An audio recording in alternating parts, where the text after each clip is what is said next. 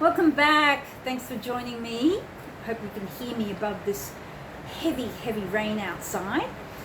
I wanted to talk today about the hijacking of our nervous systems through adopting a vegan or vegetarian diet.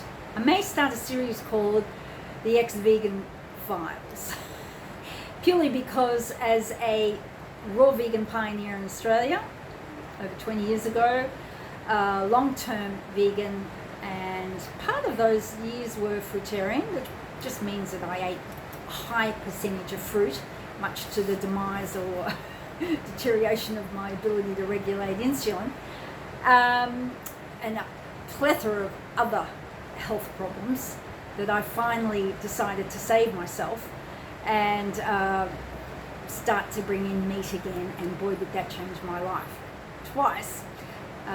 Of course, the second time I had a cancer diagnosis, so that was the kicker, and here I am now making videos about it, so amongst other things. But I wanted to just say today how this hijacks our nervous system, and it is an agenda to do so, because it's been shown, we need to have healthy brains in order to have a fully functioning nervous system, central nervous system.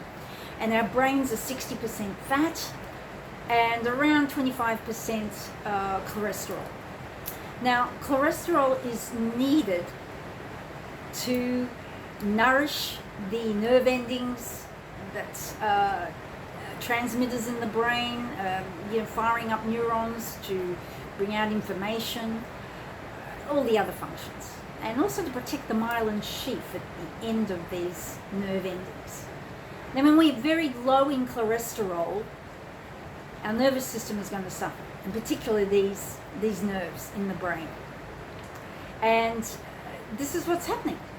So we are in an agenda where veganism has been promoted extremely heavily over the last 2 decades. And the amount of plant-based foods that are heavily processed and extremely high in carbs and sugar has just grown exponentially, and people are suffering. Now, the great thing is we've got a lot of statistics to back up the negative consequences of a long-term vegan diet. Now, when people adopt a vegan diet, the first year, they usually feel great. And a vegan diet is a cleansing diet, essentially. And to go on one for a year would possibly be a good thing, particularly if you've been eating a lot of processed foods. You need to go through 4 seasons, and your body is actually installed with a system that is in sync with the seasons. So going through that year, you will have some great changes. The problem is when you extend it past that year. And a lot of people, once they get into the second year of veganism, they start to suffer and detect very subtle shifts in their well-being they were experiencing. Now, in my case, I went to veganism purely for the health effects. I wanted to experience, a longer life that was filled with more vitality, more radiance, less health problems, lots of agility, flexibility, keep my mind sharp, all of those things that we all want for ourselves, okay? I was not motivated by saving humanity, saving the animals, saving humanity, well, you are, I guess, because you're reducing carbon by not eating cows that supposedly have farts and all the rest that's been made up. But, or I was not influenced by a vegan diet to be a source of spirituality. It actually makes you more self-righteous, actually, and superior. But a lot of people are lured into veganism because they think it's going to raise their frequency. Nothing could be further than the truth, because when push comes to shove, when you decide to leave this cult, as I call it, to save your own health, these people will turn on you. They can become vicious, and I've been, not just witnesses, I've been at the mercy of these people in a sense. They will not let up at their disgust and hatred for you for leaving this particular cult. So, you know, this is where we notice the brain changes, because when people are lacking cholesterol, they're not getting the saturated fat, the amino acids that you get from meat that are essential for a healthy nervous system as well. There are brain changes that take place. And if anything, it's so far removed from compassion. The feelings of intense rage, anger, division are created. And this is part of the agenda. Not only that, it gives people weak minds by expressing these emotions all the time. These people don't have emotional intelligence.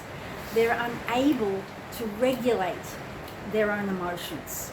And they attach everything to a cause that they feel they can belong to. So this is where it has those cultish ties, you know. So over the long time, people then find that their cholesterol becomes so low. If they go to a doctor, they'll put them on even further, lowering their cholesterol down.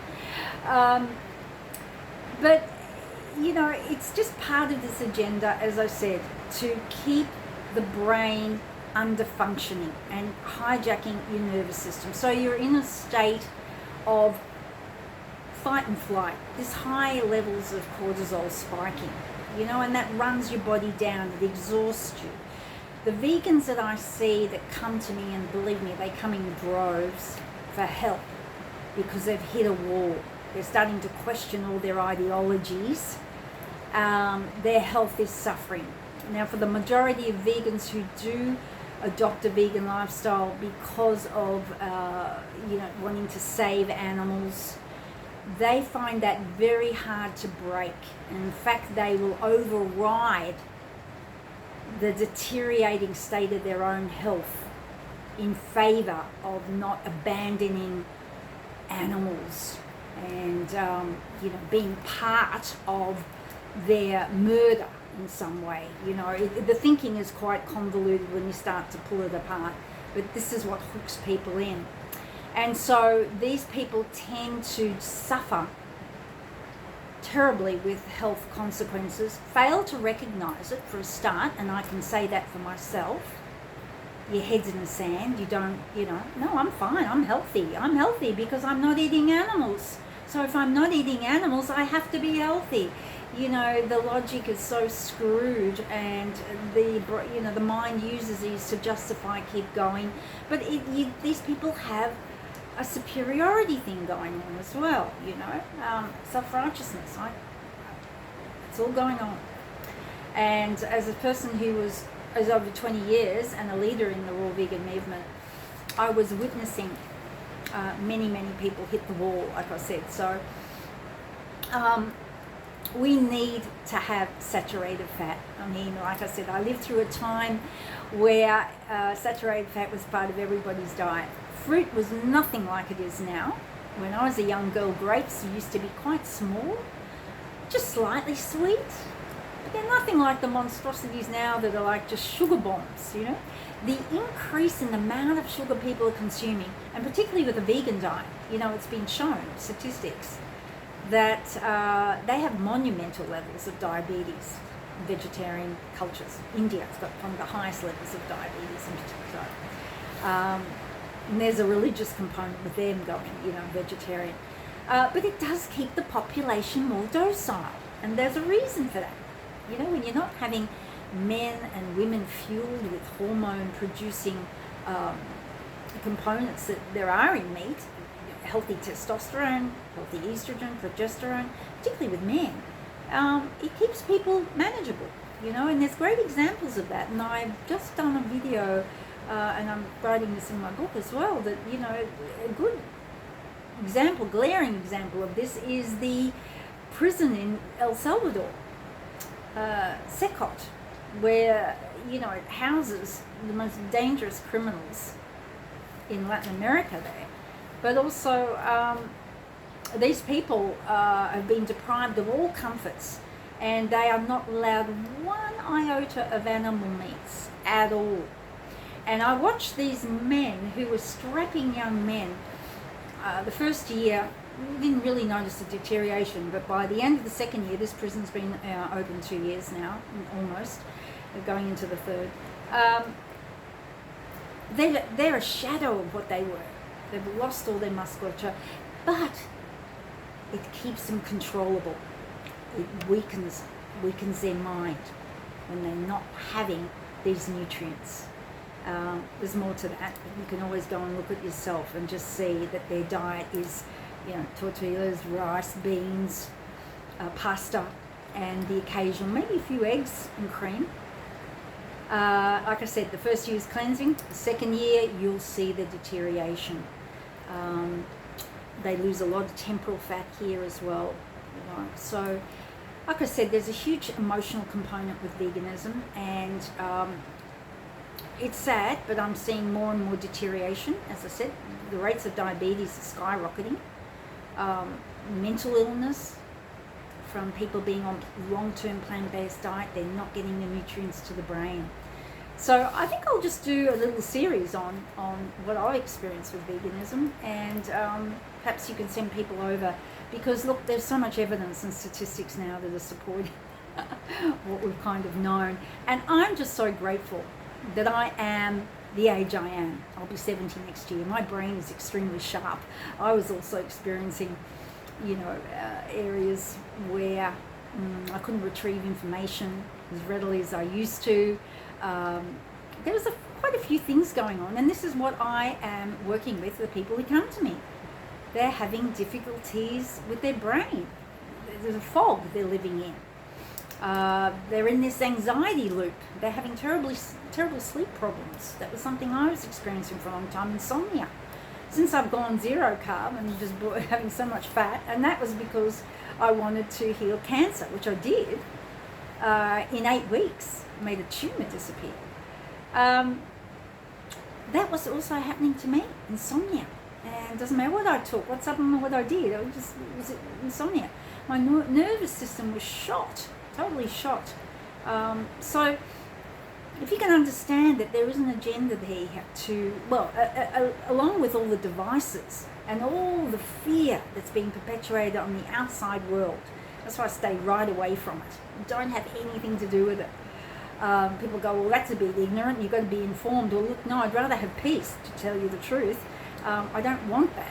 I don't want them hijacking my nervous system. There's not one thing that we're seeing out there now that isn't shrouded in fear and terror or uncertainty or, what if, oh God, this could happen, that could happen. It's just never ending, and people are being affected by it, especially, as I said, through devices, continually. With these algorithms, once you pick up on something, and they'll keep feeding it to you to reinforce that terror and fear. So it's all around us, and this is why it's so important to have a healthy, functioning brain. So, I'll be speaking more out about it. So make sure that you're getting enough saturated fat and lots and lots of cholesterol, because your brain needs it. And don't listen to the fear-mongering with the pharmaceutical companies who want to sell you their statin drugs and lower your cholesterol, because by doing that, they're initiating early stage dementia as you get older. So stay right away from it. All right, so thanks for joining me today, and I'll be back soon. Bye for now.